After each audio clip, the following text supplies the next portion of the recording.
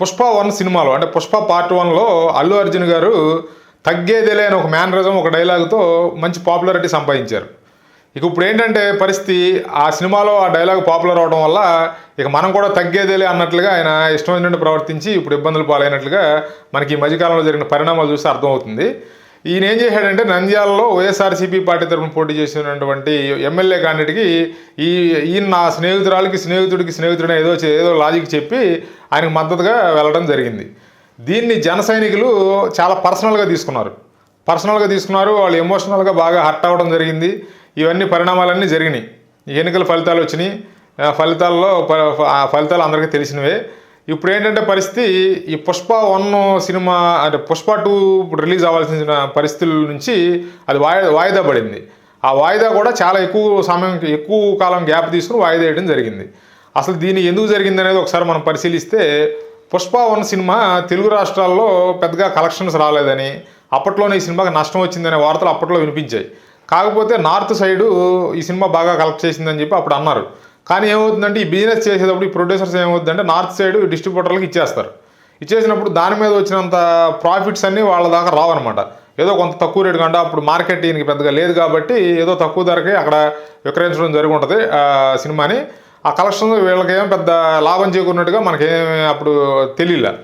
ఇప్పుడేమవుతుంది, already Telugu రాష్ట్రాల్లో అప్పుడే collections తక్కువ వచ్చినాయి కాబట్టి ఇప్పుడు పూర్తిగా ఈ పుష్ప 2 అంటే పార్ట్ 2 మీదే ఈ నిర్మాతలు పూర్తిగా ఆధారపడవలసిన పరిస్థితి ఏర్పడింది. అంటే ఆ సినిమా పెట్టిన ఖర్చు అంతా ఇప్పుడు ఈ పుష్ప 2 కనుక సక్సెస్ అయితే ఇక్కడ తెలుగు రాష్ట్రాల్లో కలెక్షన్స్ బాగా వస్తే ఇప్పుడు ఈసారి అంటే పుష్ప 1 నార్త్లో సక్సెస్ అయింది కాబట్టి కొంత మార్కెట్ అక్కడ కూడా పెరిగింది కాబట్టి అక్కడ నుంచి కూడా కొంత ఎక్కువ ఆదాయం సమకూరే అవకాశం ఉంది. అప్పుడు ఏమవుతుందంటే ఇక్కడ కూడా తెలుగు రాష్ట్రాల్లో మంచి కలెక్షన్స్ వస్తే వాళ్ళు పెట్టిన ఖర్చుకి 2 పార్ట్ల మీద వాళ్ళు బ్రేక్ ఈవెన్ రీచ్ అయ్యో లేదా కొంత కూస్తో కాస్త ప్రాఫిట్స్తో బయటపడే అవకాశాలు ఉంటాయి. కానీ ఈయన మన ఎన్నికల సందర్భంగా ఈయన చేసిన పని వల్ల అంటే నేను తగ్గేదేలే అని ఫీల్ అయ్యినా ఇక మనం తగ్గాల్సిన అవసరం లేదు, మనకు బాగా ఇదైపోయిందని మరి ఫీల్ అయ్యాడు. ఎందుకు ఫీల్ అయ్యాడో తెలియదు కానీ ఎందుకు వచ్చాడో తెలియదు కానీ కూర్చున్న చెట్టు అంటే కూర్చున్న కొమ్మని నరుక్కున్నట్టు చందాన అంటే ఇప్పుడు ఎవరైనా మనం కొమ్మ మీద కూర్చుని కూర్చున్న కొమ్మని మనం నరికేమండి ఏమవుద్ది, మనమే కింద పడతాం. అట్లాగే ఈయన ఎదిగిందే చిరంజీవి గారి ఫ్యాన్ బేస్ మీద, పవన్ కళ్యాణ్ గారి ఫ్యాన్ బేస్ మీద. అంటే చిరంజీవి గారి ఫ్యాన్ బేస్ పవన్ కళ్యాణ్ గారికి షిఫ్ట్ అయ్యిద్ది. అలా షిఫ్ట్ అయిన తర్వాత ఈ మెగా ఫ్యామిలీ నుంచి వచ్చిన హీరోలందరికీ వీళ్ళ సపోర్టు అన్కండిషనల్గా ఉంటుంది. ఆ ఫ్యామిలీ నుంచి ఎవరు వచ్చినా కూడా ఈ చిరంజీవి ఫ్యాన్స్ కానీ చిరంజీవి గారి ఫ్యాన్స్ కానీ పవన్ కళ్యాణ్ గారి ఫ్యాన్స్ కానీ అన్కండిషనల్గా వాళ్ళందరూ యాక్సెప్ట్ చేస్తారు వాళ్ళని. అట్లా ఈయన ఇమేజ్ పెరుగుతూ వచ్చింది. కొంత ఆయనలో కూడా కొంత టాలెంట్ ఉండటం, ఆ డ్యాన్స్లే బాగా చేయడం, వీటి వల్ల ఆయన కొంత ఇమేజ్ పెరిగింది, మంచి మార్కెట్ అయితే ఏర్పడింది. ఆయన ఏమనుకున్నాడంటే ఈ మార్కెట్ అంతా నా సొంతగా ఏర్పడింది అని అనుకున్నాడు.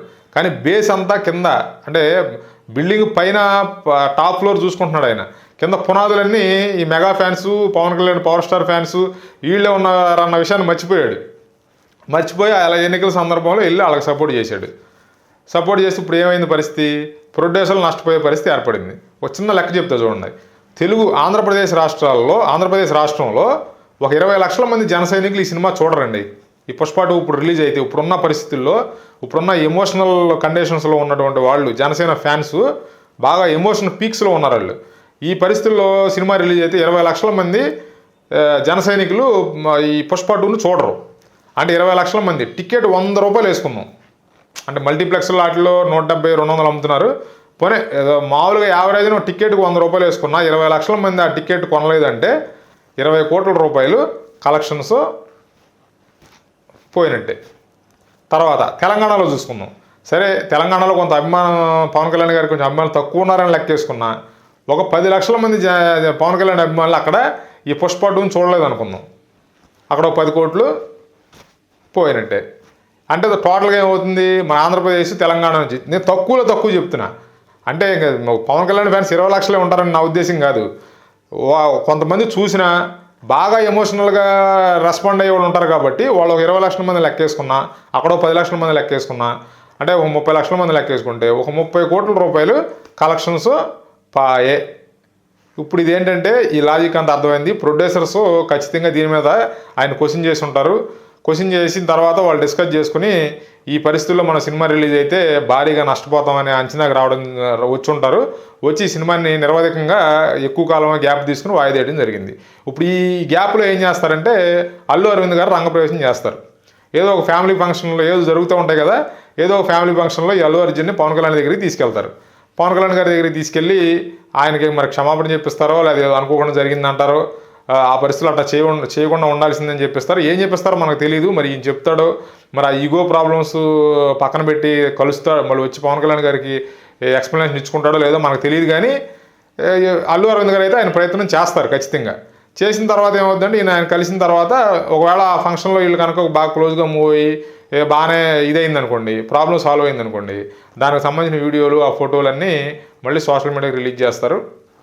కొంత ఆ వీడియోలు ఆ సోషల్ మీడియాలో ఆ ఫోటోలు అన్నీ చూసిన తర్వాత మళ్ళీ కొంత జన సైనికులు శాంతిస్తే, అంటే అప్పటికైనా కొంత శాంతిస్తారులేండి. ఎందుకంటే చాలా కాలం, అంటే కాలం అనేది నడుస్తున్న కొద్దీ కొంత మార్పులు చెందుతూ ఉంటాం కాబట్టి కొంచెం ఎమోషనల్ స్థాయి కూడా తగ్గుద్ది. కాబట్టి కొంత ఆ కాలానుగుణంగా ఆ జన సైనికుల్లో కోపం చల్లారితే అప్పుడు ఏమన్నా ఈ సినిమా రిలీజ్ చేస్తారు. అలాంటి పరిస్థితుల్లో రిలీజ్ చేస్తేనే ఆ ప్రొడ్యూసర్లో ఈ భారీ నష్టం నుంచి బయటపడే అవకాశం ఉంటుంది. కాబట్టి మనకు అర్థమవలసిన విషయం ఏంటంటే, సినిమా నటులు అనేవాళ్ళు అద్దాల మేడలో ఉన్నట్టు. వాళ్ళు ఏ స్టెప్ తీసుకున్నా వాళ్ళకి నష్టం జరిగే అవకాశం ఉంటుంది. వాళ్ళు తెలివిగా న్యూట్రల్గా, అంటే మహేష్ బాబుని చూడండి, ఆయన ఏ పార్టీకి సపోర్ట్ చేయడు. కానీ ఇప్పుడు వాళ్ళ రిలేటివ్స్ అంతా ఏంటంటే తెలుగుదేశం పార్టీ సపోర్టర్స్. కానీ ఆయన వచ్చి ఎప్పుడు కూడా తెలుగుదేశం పార్టీకి సపోర్ట్ చేయండి అనో, లేదా వైఎస్ఆర్సీపీకి సపోర్ట్ చేయండి అనో చేయడు. ఎందుకంటే ఈయన అభిమానులు రెండు పార్టీల్లో ఉంటారు. అలా చేయడం వల్ల ఏమవుతుంది, ప్రొడ్యూసర్లు నష్టపోతారు వీళ్ళతో సినిమాలు తీసిన వాళ్ళు. ఎందుకంటే ఆ కలెక్షన్స్ కోల్పోయే అవకాశం ఉంటుంది. కాబట్టి అల్లు అర్జున్ గారు తెలుసుకోవాల్సిన విషయం ఏంటంటే, మనం తగ్గేదేలే అనుకుంటే కుదరదండి. కొంత మీరు ఉన్న ఇండస్ట్రీని చూసుకుంటే మీరు ఖచ్చితంగా తగ్గి ఉండాల్సిందే. కాబట్టి మీరు ఈ ప్రాబ్లంని పవన్ కళ్యాణ్ గారితో చర్చించుకుంటారో, మరి ఆయన క్షమాపణ చెప్తారో, లేదా ఆయన కలిసి ఎందుకు ఎట్లాంటి పరిస్థితి చేయవలసి వచ్చింది అనేది ఎక్స్ప్లెనేషన్ ఇస్తారో, ఏం చేస్తారో తెలియదు. కానీ మీరు తీసుకునే నిర్ణయం వల్లే ప్రొడ్యూసర్ల జీవితాలు ఆధారపడి ఉంటాయి.